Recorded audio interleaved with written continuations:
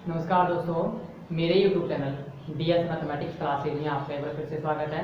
आज का जो लेक्चर है वो क्लास 12 मैथमेटिक्स के स्टूडेंट्स के लिए है, ठीक भाई, जिसमें हम चैप्टर सेकंड की बात करेंगे। मतलब आज हम स्टार्ट करने वाले हैं चैप्टर नंबर सेकंड आपकी बुक का, जिसका नाम है प्रतिलोम त्रिकोणमितीय फलन या प्रतिलोम वृत्तीय फलन, ठीक भाई, या फिर इनवर्स ट्रिग्नोमेट्रिक फंक्शन या इनवर्स सर्कुलर फंक्शन। ठीक है, तो देखिए ये जो लेक्चर है ये आपके इस चैप्टर का फर्स्ट लेक्चर है, ठीक भाई। ये लेक्चर आपके इस चैप्टर का फर्स्ट लेक्चर है। इस लेक्चर को आप अच्छे से समझिए, क्योंकि इससे आपके आगे आने वाला जो भी पूरे चैप्टर है इसका पूरा बेसिक आज के लेक्चर पे ही डिपेंड है, ठीक भाई। तो इस लेक्चर को आप एंड तक जरूर देखें, क्योंकि आज आपको जो समझ में आ जाएगा उसके आधार पे ही आप आगे जो आने वाले हैं कुछ फॉर्मूला आ जाए जिनको आपको सिद्ध करना है, और कुछ इंपॉर्टेंट क्वेश्चन जो कि आपके एग्जाम्स के पॉइंट ऑफ व्यू से काफ़ी इंपॉर्टेंट है, तो उनको समझने में आपको बहुत हेल्प मिलेगी। मतलब आज का जो लेक्चर है वो आपका बेसिक लेक्चर है, ठीक भाई। मतलब आपको समझना है कि इनवर्स ट्रिग्नोमेट्रिक फंक्शन क्या होता है। ट्रिग्नोमेट्रिक फंक्शन तो आपने समझ लिया, त्रिकोणमितीय फलन तो आप जानते हैं क्या होता है, लेकिन आपको आज समझना है, सबसे पहला लेक्चर है ये, फर्स्ट टाइम पे समझना है आपको कि इनवर्स ट्रिग्नोमेट्रिक फंक्शन क्या होता है, ठीक भाई।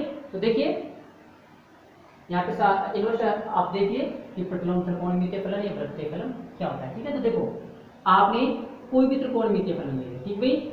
आपने सर्वप्रथम कोई भी त्रिकोणमितीय फलन ले लिया जो कि क्या है, जैसे आपने मान लिया साइन फंक्शन, ठीक भाई। आपने मान लिया कि साइन थीटा बराबर क्या है, एक्स, ठीक भाई। आपने क्या मान लिया कि माना साइन थीटा बराबर क्या है, एक्स, जहाँ पे थीटा तो क्या है कांस्टेंट और एक्स क्या है संख्यात्मक मान, ठीक भाई। एक्स क्या है संख्यात्मक मान है, ठीक है। आपने मान लिया कि माना साइन थीटा बराबर क्या है एक्स, ठीक है। ये तो आपने खूब पढ़ा है। अब थीटा आपको पता है यहाँ पे क्या है एंगल, और एक्स क्या है संख्यात्मक मान। तो आप एक्स को क्या कह सकते हो, एक्स को आप क्या बोलोगे, एक्स को बोलोगे थीटा का ज्या मान, ठीक भाई। यहाँ पे जो संख्यात्मक मान एक्स है उस एक्स को क्या बोलोगे, उस एक्स को बोलोगे कि ये एक्स क्या है, ये एक्स थीटा का ज्या मान है, ठीक भाई। संख्यात्मक मान x क्या है, आप क्या बोलोगे संख्यात्मक मान के बारे में कि संख्यात्मक मान x क्या है थीटा का ज्या मान है, ठीक भाई। क्या है थीटा का ज्या मान है, ठीक भाई। अब देखिए संख्यात्मक मान x थीटा का ज्या मान है, ठीक है। अब मैं इसको इस प्रकार लिख दूं साइन थीटा बराबर x, तो क्या मैं इसको ऐसे लिख सकता हूँ थीटा बराबर साइन इनवर्स ऑफ एक्स, ठीक भाई। इसको मैं क्या लिख सकता हूँ थीटा बराबर साइन इनवर्स ऑफ एक्स। अब देखिए ये एक्स क्या है, ये एक्स संख्यात्मक मान है, ठीक भाई। एक्स क्या है संख्यात्मक मान, जबकि थीटा क्या है, थीटा आपको पता है थीटा क्या है एंगल है, ठीक भाई। थीटा क्या है एंगल, ठीक है। अब देखिए अब की बार आप पहले आप क्या बोल रहे थे कि संख्यात्मक मान एक्स क्या है थीटा का ज्या मान, जबकि अब की बार आप क्या बोलोगे, अब की बार हम बोलेंगे कि कौन थीटा क्या है संख्यात्मक मान x का, संख्यात्मक मान x का क्या है प्रतिलोम ज्या मान है, ठीक भाई। x का क्या है प्रतिलोम ज्या मान है, ठीक भाई, प्रतिलोम ज्या मान है। साइन फंक्शन को क्या बोलते हैं ज्या फलन, ठीक भाई। साइन जो फलन होता है उसको क्या बोलेंगे हम ज्या फलन। तो ये क्या हो गया कि कौन थीटा क्या है संख्यात्मक मान x का प्रतिलोम ज्या फलन क्या होता है, ठीक भाई। क्या बोलोगे इसको कि कौन थीटा संख्यात्मक मान x का क्या है प्रतिलोम ज्या फलन, ठीक भाई। तो इस प्रकार के फंक्शन क्या कहलाते हैं, इस प्रकार के फंक्शन कहलाते हैं, ये तो कहलाते हैं त्रिकोणमितीय फलन और ये कहलाते हैं प्रतिलोम त्रिकोणमितीय फलन। इनको दूसरे नाम से पुकारा जाता है, प्रतिलोम त्रिकोणमितीय फलन को आप दूसरे नाम से बोल सकते हो प्रतिलोम वृत्तीय फलन, ठीक भाई। क्या बोल सकते हैं इनको प्रतिलोम वृत्तीय फलन या इनवर्स सर्कुलर फंक्शन, ठीक है। अब देखिए जैसे आपने त्रिकोणमितीय फलन के बारे में पढ़ा था, त्रिकोणमितीय फलन कितने होते हैं 6 होते हैं, ठीक भाई। त्रिकोणमितीय फलन 6 होते हैं। उसी प्रकार इनवर्स ट्रिग्नोमेट्रिक फंक्शन कितने होते हैं, इनवर्स ट्रिग्नोमेट्रिक फंक्शन होते हैं 6, ठीक भाई। इनवर्स ट्रिग्नोमेट्रिक फंक्शन कितने होते हैं, इनवर्स ट्रिग्नोमेट्रिक फंक्शन होते हैं 6, ठीक है। तो देखो कौन कौन से इनवर्स ट्रिग्नोमेट्रिक फंक्शन वो देखिए, ठीक है। इनवर्स ट्रिग्नोमेट्रिक फंक्शन कौन कौन से होते हैं वो देखिए। आपके पास जो त्रिकोण त्रिकोणमितीय फलन है वो कौन कौन से थे? Sine theta, cos theta, tan theta, tan theta, cot theta, sec theta और कोसेक थीटा। ठीक है, ये आपके कहते हैं त्रिकोणमितीय फलन थे। अब उसके पश्चात इनके सापेक्ष प्रतिलोम त्रिकोणमितीय फलन क्या हो जाएंगे? Sine inverse x, cos inverse x, tan inverse x, cot inverse x, sec inverse x, cosec inverse x. ठीक भाई, sine inverse, cos inverse, tan inverse, cot inverse, sec inverse, cosec inverse x. ठीक भाई, ये फलन तो क्या कहलाते हैं? त्रिकोणमितीय फलन, जबकि ये क्या कहलाते हैं? प्रतिलोम त्रिकोणमितीय फलन। ठीक है, अब आप देखो, ये तो डेफिनेशन हो गई कि प्रतिलोम त्रिकोणमितीय फलन क्या होते हैं। जो फलन इस टाइप के होते हैं वो क्या होते हैं? प्रतिलोम त्रिकोणमितीय फलन। कितने होते हैं प्रतिलोम त्रिकोणमितीय फलन? प्रतिलोम फलन इनकी संख्या टोटल 6 होती है। कौन कौन से? Sine inverse x, cos inverse x, tan inverse x, cot inverse x, sec inverse x और कोसेक इनवर्स एक्स। ठीक भाई, ये तो हो गई आपकी इंफॉर्मेशन प्रतिलोम त्रिकोणमितीय फलनों के बारे में। अब इनको अब इसके बाद हम अध्ययन करेंगे कि प्रतिलोम त्रिकोणमितीय फलन कहाँ से कहाँ तक के लिए डिफाइन है, मतलब किस डोमेन से किस कोडोमेन तक डिफाइन है, किस सेट से किस तक डिफाइन है।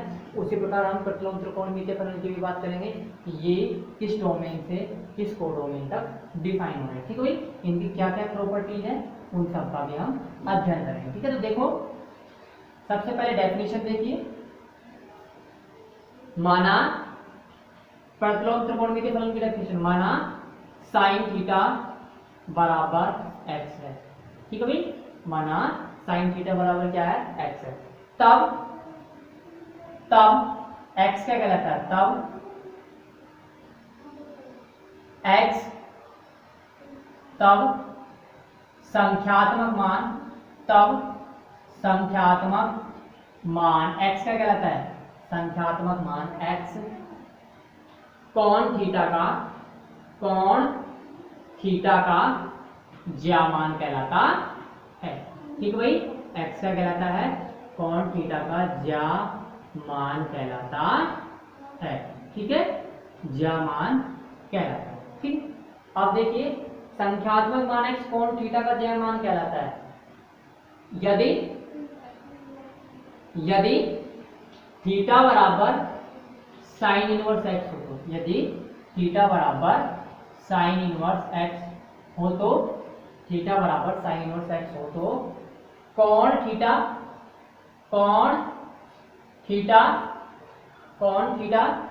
संख्यात्मक मान एक्स का, संख्यात्मक मान एक्स का प्रतिलोम ज्या कहलाता है। ठीक भाई, क्या कहलाता है? प्रतिलोम ज्या मान कहलाता है। ठीक भाई, क्या कहलाता है? प्रतिलोम ज्या मान कहलाता है। ठीक है, तब तो कोण थीटा संख्यात्मक मान एक्स का क्या कहलाता है? प्रतिलोम ज्या मान कहलाता है। तथा इस प्रकार के फलनों को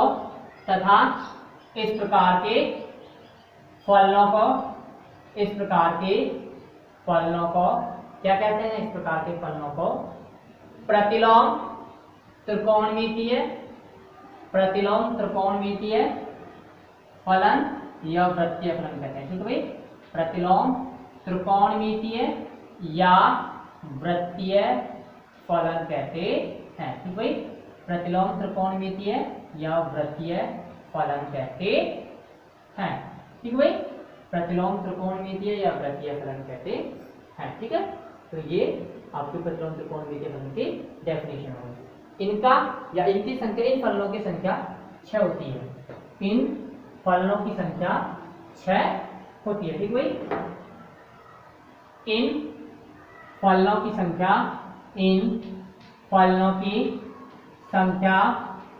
6 होती है, जो निम्न है। ठीक भाई, जो निम्न है। कौन कौन से हैं? Sign inverse x, cos inverse x, tan inverse x, cot inverse x, sec inverse x और cosec इनवर्स x। ठीक भाई, इनकी संख्या कितनी होती है? 6 होती है। कौन कौन? sin inverse x, cos inverse x, tan inverse x, cot inverse x, sec inverse x और cosec इनवर्स x। ठीक भाई, तो ये होगी प्रतिलोम त्रिकोणमितीय फलनों के बारे में कुछ क्या नाम से बेसिक जानकारी। ठीक है, बेसिक इन्फॉर्मेशन। अब देखिए त्रिकोणमितीय फलन, सबसे पहले बात करते हैं त्रिकोणमितीय फलनों के प्रांत और परिसर के बारे में। ठीक भाई, त्रिकोणमितीय फलनों का प्रांत और परिसर देखिए क्या होता है। नेक्स्ट है आपका त्रिकोणमितीय फलनों का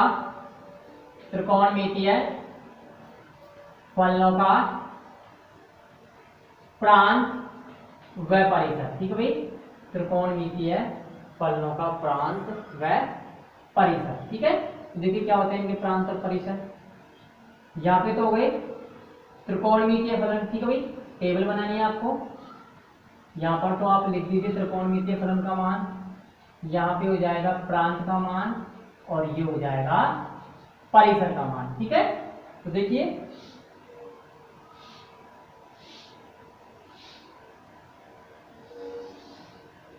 सबसे पहला त्रिकोणमितीय फलन है आपका साइन थीटा। ठीक है, सबसे पहला त्रिकोणमितीय फलन है साइन थीटा, जिसका प्रांत क्या है?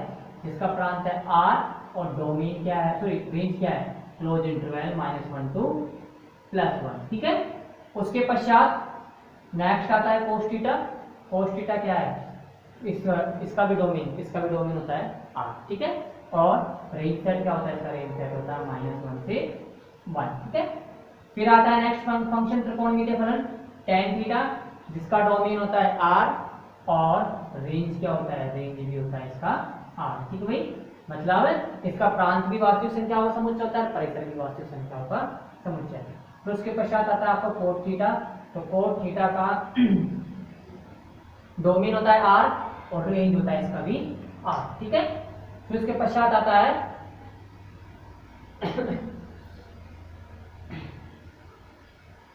sec theta. नेक्स्ट फंक्शन आता है sec थीटा, जिसका डोमेन होता है r और रेंज क्या होता है?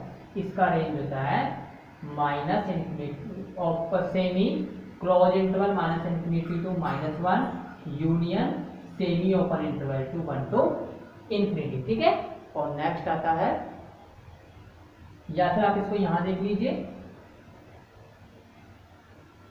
इसको देख लीजिए कि sec थीटा का डोमेन और रेंज क्या होता है। ठीक है, तो वो देखिए sec थीटा का डोमेन होता है r और रेंज होता है semi closed interval -∞ to -1 union semi open interval 1 to ∞। और लास्ट आता है आपका कौन सा फंक्शन? cosec theta. तो इसका भी डोमेन होता है r। ठीक है, इसका डोमेन क्या होता है?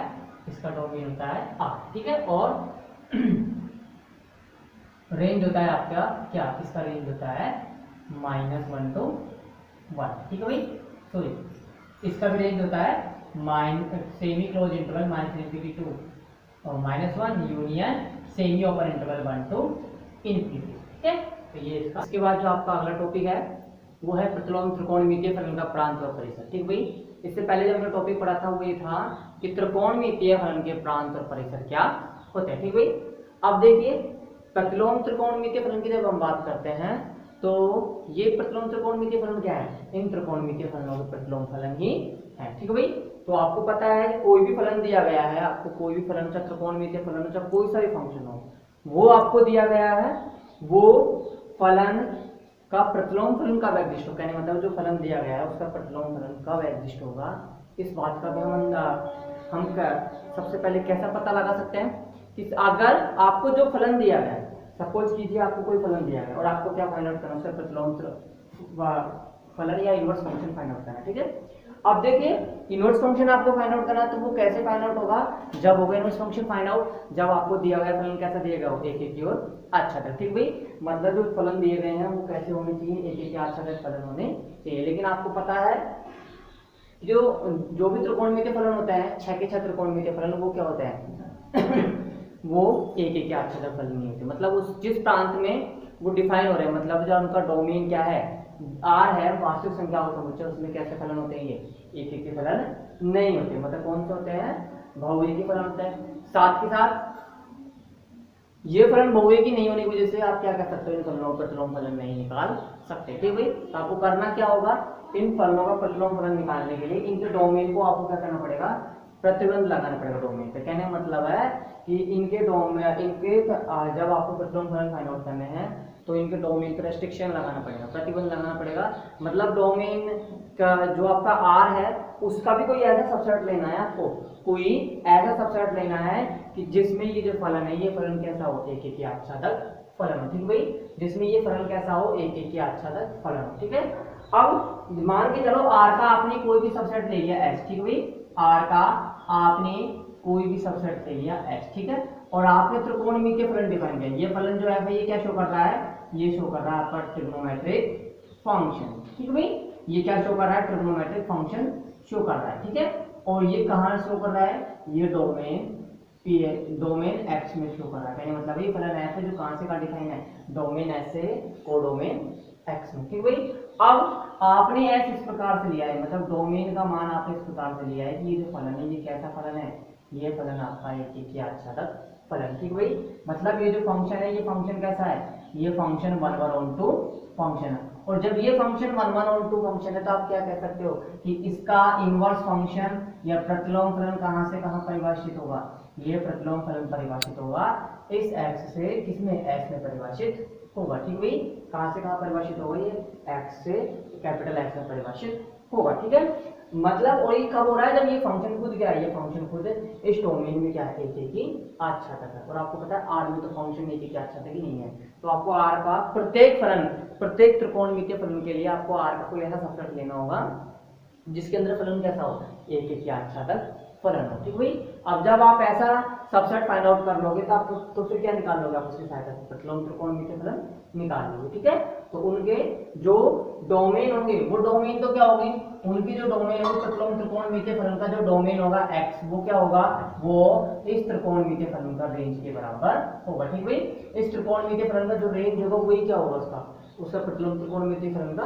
डोमेन होगा। ठीक है, और इस प्रतिलोम त्रिकोणमितीय फलन का जो परिसर होगा वो क्या होगा, वो इस जो भी आपने फंक्शन डिफाइन किया प्रतिलोम, सॉरी आपने जो फंक्शन डिफाइन किया त्रिकोणमितीय फलन उसके डोमेन के बराबर। कहने का मतलब है इसका रेंज इसके डोमेन के बराबर है और इसका डोमेन इसके रेंज के बराबर। ठीक है, तो अब देखिए मैं आपको एक टेबल लिखा हूँ, उसमें मैं आपको बता दूंगा कि इनके परिसर और प्रांत और परिसर क्या होता है, प्रतिलोम त्रिकोणमितीय फलन का प्रांत और परिसर क्या होता है। ठीक भाई, प्रांत के बारे में तो आपको इन्फॉर्मेशन है, मैंने क्या लिखा है कि जो फलन है आपका रेंज होगा वही क्या कहलाएगा, उसका प्रांत कहलाएगा। ठीक है, प्रतिलोम त्रिकोणमितीय फलन क्या कहलाएगा, प्रांत कहलाएगा। ठीक है, अब देखिए टेबल बनाइए, सबसे पहले आपको प्रतिलोम त्रिकोणमितीय फलन का प्रांत व परिसर। ठीक है, अब देखिए यहाँ पे तो आप टेबल में लिखिए, फर्स्ट जो कॉलम आएगा उसमें तो आएगा प्रतिलोम त्रिकोणमितीय फलन। ठीक भाई, क्या आएगा, प्रतिलोम त्रिकोणमितीय फलन। सेकंड आएगा इनका प्रांत और थर्ड आएगा इनका परिसर। ठीक है भाई, देखिए आपने फंक्शन ले लिया कौन सा, साइन इनवर्स एक्स, मतलब आपने त्रिकोणमितीय फलन, सॉरी प्रतिलोम त्रिकोणमितीय फलन कौन सा ले लिया, साइन इनवर्स एक्स। ठीक है, तो इसका प्रांत क्या होगा, इसका प्रांत होगा आपका, ये होगा क्लोज इंटरवल -1 to 1। ठीक भाई, इसका जो प्रांत होगा वो क्या होगा, वो त्रिकोणमितीय फलन sin x के परिसर के बराबर। sin x का परिसर क्या होता है, क्लोज इंटरवल -1 to 1। और रेंज क्या होगा, इसका रेंज होगा क्या, इसका रेंज होगा क्लोज इंटरवल -π/2 to +π/2। ठीक है, तो ये इसका क्या होगा, परिसर हो गया। ठीक है, आप सेकंड फंक्शन लीजिए, सेकंड फंक्शन है आपका cos इनवर्स x, तो इस cos इनवर्स x का प्रांत क्या होगा, इस cos इनवर्स x का प्रांत भी होगा क्लोज इंटरवल -1 to 1। ठीक भाई, और इसी प्रकार इसका जो परिसर होगा वो परिसर होगा क्लोज इंटरवल 0 to π। ठीक है, अब नेक्स्ट देखो उसके पश्चात थर्ड में आता है आपका कौन सा फंक्शन, tan इनवर्स x, मतलब प्रतिलोम त्रिकोणमितीय फलन कौन सा होगा, tan इनवर्स x होगा। अब इस tan इनवर्स x का डोमेन क्या होगा, इस tan इनवर्स x का डोमेन होगा R। या फिर आप ये कह सकते हो सेम ये होगा open interval minus infinity two plus infinity. ठीक है भाई, आर को आप किस प्रकार से लिख सकते हैं, आर को आप लिख सकते हैं ओपन इंटरवल के रूप में, जहां में जिसमें कहां से कहां तक की संख्या होती है, माइनस इन्फिनिटी से प्लस इन्फिनिटी तक की संख्याएं होती है। ठीक है भाई, तो इसका डोमेन क्या होगा, इसका डोमेन होगा वास्तविक संख्याओं का समुच्चय आर। ठीक है, और इसका रेंज, इसका रेंज होगा open interval minus pi by to two plus pi by to. ठीक है भाई, इसका रेंज क्या होगा, इसका रेंज होगा open interval minus pi by to two plus pi by to. ठीक है, फिर आपका चौथा फंक्शन आता है कौन सा, ये आता है आपका कोट इनवर्स एक्स। ठीक है भाई, नेक्स्ट जो प्रतिलोम त्रिकोणमितीय फलन है वो कौन सा है, कोट इनवर्स एक्स। इसका जो डोमेन होगा वो डोमेन भी क्या होगा, इसका डोमेन भी वास्तविक संख्याओं का ही समुच्चय होगा। ठीक है भाई, डोमेन क्या होगा, इसका वास्तविक संख्याओं का समुच्चय होगा। और रेंज क्या होगा इसका रेंज होगा, ये होगा ओपन इंटरवल 0 टू पाई। ठीक है भाई, इसका रेंज क्या होगा, ओपन इंटरवल 0 टू पाई। फिर इसी प्रकार नेक्स्ट फंक्शन है आपका प्रतिलोम, नेक्स्ट आपका प्रतिलोम त्रिकोणमितीय फलन कौन सा, सेक इनवर्स एक्स। ठीक है भाई, नेक्स्ट कौन सा है आपका सेक inverse x.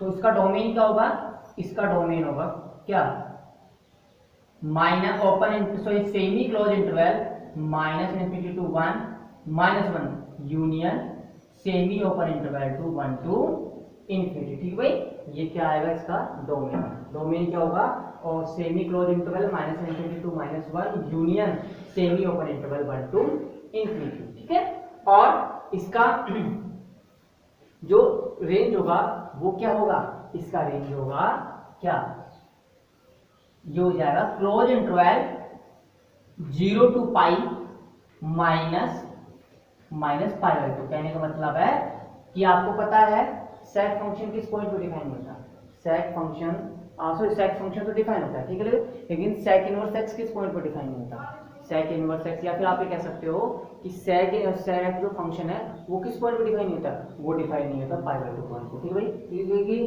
Pi by to पर कोस की वैल्यू कितनी होती है ना, 0, मतलब कोस पाई बाई टू की वैल्यू कितनी होती है, 0। जब कोस पाई बाई टू की वैल्यू 0 होती है तो सेक पाई बाई टू की वैल्यू क्या होगी, सेक पाई बाई टू की वैल्यू होगी इनफिनिटी। ठीक है भाई, तो उस पॉइंट पे वो डिफाइन नहीं होगा। तो कहने का मतलब है इस जो आपका जो फंक्शन है सेक इनवर्स एक्स, उस सेक इनवर्स एक्स का डोमेन तो यही है, लेकिन जो रेंज है उसमें क्या करना है, इस क्लोज इंटरवल 0 से पाई में कौन सा पॉइंट शामिल नहीं हो रहा, इसमें पाई बाई टू शामिल नहीं हो रहा। ठीक है भाई, कौन सा पॉइंट शामिल नहीं हो रहा, ये पाई बाई टू शामिल नहीं हो रहा। ठीक है, अब लास्ट आता है आपका कौन सा फंक्शन, कोसेक इनवर्स एक्स। ठीक है, देखिए कौन लास्ट फंक्शन है आपका कोसेक इनवर्स एक्स। ठीक है, कोसेक इनवर्स एक्स है, तो इसका भी डोमेन क्या होगा, इसका डोमेन होगा semi closed interval minus infinity to minus 1 union semi open interval 1 to infinity. ठीक है, और आपको पता है कि साइन फंक्शन का डोमेन कितना होता है, माइनस पाई बाई टू तो प्लस पाई बाई टू। ठीक है भाई, जो साइन की वैल्यू किस पे 0 होती है, x बराबर 0 पर साइन की वैल्यू किस पे 0 होती है, x बराबर 0 पर 0 होती है। ठीक है, जब साइन की वैल्यू x बराबर 0 पे 0 होती है तो कोसेक x की वैल्यू x बराबर 0 पे कितनी होगी, इन्फिनिटी। कहने मतलब है जो कोसेक फंक्शन है, कोसेक फंक्शन है वो किस पॉइंट पे डिफाइन नहीं है, वो आपके x बराबर 0 पर डिफाइन नहीं हो। जब वो डिफाइन नहीं है तो कहने मतलब है प्रतिलोम त्रिकोणमितीय फलन भी इस पॉइंट पे डिफाइन नहीं होता। जब खुद फंक्शन डिफाइन नहीं है कोसेक x, तो उसका प्रतिलोम त्रिकोणमितीय फलन भी डिफाइन नहीं होगा। तो इसका जो रेंज है वो होगा आपका क्या, ये होगा close interval minus pi by to two plus pi by to में से क्या हटा दीजिए, एक पॉइंट हटाना है, कौन सा आपका x बराबर 0। ठीक भाई, एक पॉइंट सिर्फ आपको एक पॉइंट हटाना है, कौन सा, ये हटाना है आपको 0 पॉइंट। ठीक है भाई, कहने मतलब इसका रेंज क्या होगा, इसका रेंज होगा आपका कैसे माइनस ये होगा समरत अंतराल माइनस पाई बाई टू से plus pi by to minus 0। ठीक है, तो ये आपके त्रिकोणमितीय फलनों के प्रांत हो गए और ये त्रिकोणमितीय फलनों के परिसर हो गए। ठीक भाई, ये जो पॉइंट मैंने दोनों पॉइंट बताए हैं, इन दोनों पॉइंट का मीनिंग क्या है, इन दोनों पॉइंट पे ना तो सेक फंक्शन डिफाइन है, ना ही कोसेक फंक्शन डिफाइन है, ना ही जब सेक और कोसेक डिफाइन है तो उनको प्रतिलोम त्रिकोणमितीय फलन भी डिफाइन नहीं है। ठीक भाई, क्यों, देखो आपको पता है कि ये कौन से फंक्शन है, प्रतिलोम त्रिकोणमितीय फलन, तो इनका डोमेन ये रहा और रेंज ये रहा। जबकि साइन फंक्शन की बात करेंगे तो साइन फंक्शन का डोमेन ये रहा और रेंज ये रहा। जब साइन फंक्शन यहाँ से यहाँ डिफाइन हो रहा है, यहाँ से यहाँ, तो मतलब उस पॉइंट पे डिफाइन नहीं हो रहा साइन आपका सेक फंक्शन। जब सेक फंक्शन इस पॉइंट पे डिफाइन नहीं है, that means sec inverse x इस पर भी डिफाइन नहीं होगा, मतलब रेंज सेट में ये पॉइंट ही नहीं होगा। ठीक है, तो ये आपके हो गए प्रतिलोम त्रिकोणमितीय फलनों के प्रांत व परिसर। ठीक है, अब नेक्स्ट आपका टॉपिक आता है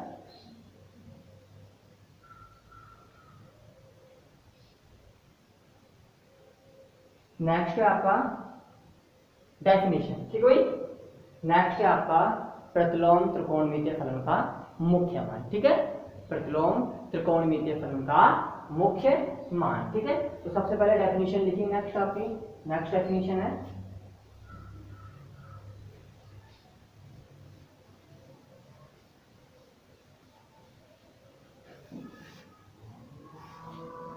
या फिर आप डेफिनेशन लिखिए मुख्य मान या फिर प्रिंसिपल वैल्यू। ठीक भाई, नेक्स्ट आपकी डेफिनेशन है प्रिंसिपल वैल्यू। ये भी हम आपको बता देंगे कि होता क्या है प्रिंसिपल वैल्यू, क्या होती है क्या नहीं होती। आपको नए नए जो डेफिनेशन पढ़ने को मिलेंगे और नए नए फॉर्मूलाज मिलेंगे, उनको सब मैं बता दूं कैसे रिलेटेड है, कैसे उनको आपको प्रूफ करना है और किस प्रकार से उनका वो ड्राइव्ड हुए, कहने का मतलब है उनकी उत्पत्ति किस प्रकार से हुई है। ठीक है भाई, अब देखिए इसकी डेफिनेशन क्या है या मुख्य मान की। तो देखिए किसी भी प्रतिलोम त्रिकोणमितीय फलन का वह मान, किसी भी प्रतिलोम त्रिकोणमितीय फलन का वह मान जो उसकी मुख्य शाखा में स्थित होता है क्या कहलाता है, प्रतिलोम त्रिकोणमितीय फलन का मुख्य मान कहलाता है। ठीक भाई, क्या कहलाता है, प्रतिलोम त्रिकोणमितीय फलन का मुख्य मान कहलाता है। ठीक है, तो देखिए डेफिनेशन की डेफिनेशन है किसी भी प्रतिलोम त्रिकोणमितीय फलन का, किसी भी डेफिनेशन इसकी किसी भी प्रतिलोम त्रिकोणमितीय फलन का वह मान, किसी भी प्रतिलोम त्रिकोणमितीय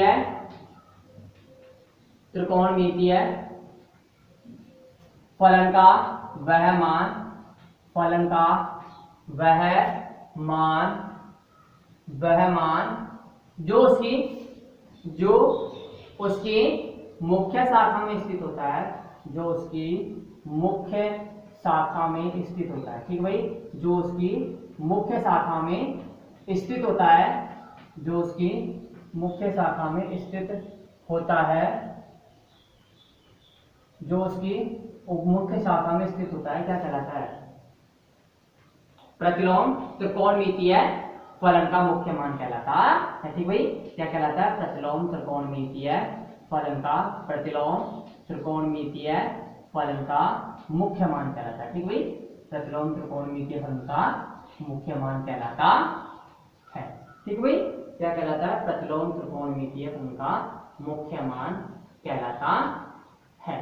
ठीक है, अब देखिए ये तो आपका कंप्लीट हो गया टॉपिक कौन सा मुख्य मान या प्रिंसिपल वैल्यू। ठीक भाई, अब इसके पश्चात आपका आता है मुख्य मान तो हो गया। अब हम एक और मान की बात करेंगे, व्यापक मान, कि व्यापक मान क्या होगा। ठीक भाई, और फिर उसके पश्चात हम जब हमने एक प्रिंसिपल वैल्यू की डेफिनेशन लिखी है तो हमने देखा है कि यहाँ पे एक वर्ड और आया है, एक नया वर्ड आया है आपके सामने, कौन सा, मुख्य शाखा, कहने का मतलब है प्रिंसिपल ब्रांच। ठीक भाई, नया जो वर्ड आया है वो आया आपका प्रिंसिपल ब्रांच या फिर मुख्य शाखा, तो उसकी भी हम बात करेंगे। तो इन जो दो डेफिनेशंस हैं, एक तो आपकी कौन सी व्यापक मान की और एक मुख्य शाखा की, इन दोनों की डेफिनेशंस का बारे में हम बात करेंगे नेक्स्ट लेक्चर के अंदर, और हम बताएंगे कि प्रतिलोम त्रिकोणमितीय फलन की मुख्य शाखा भी क्या होती है। और जो नेक्स्ट लेक्चर होगा उस लेक्चर के अंदर हम आपको कुछ इंपॉर्टेंट फॉर्मूलेज की भी बात करेंगे, मतलब कुछ इंपॉर्टेंट फॉर्मूले लिखाएंगे जो कि आपको क्वेश्चंस को सॉल्व करने में काफी हेल्पफुल होंगे। ठीक भाई, और साथ के साथ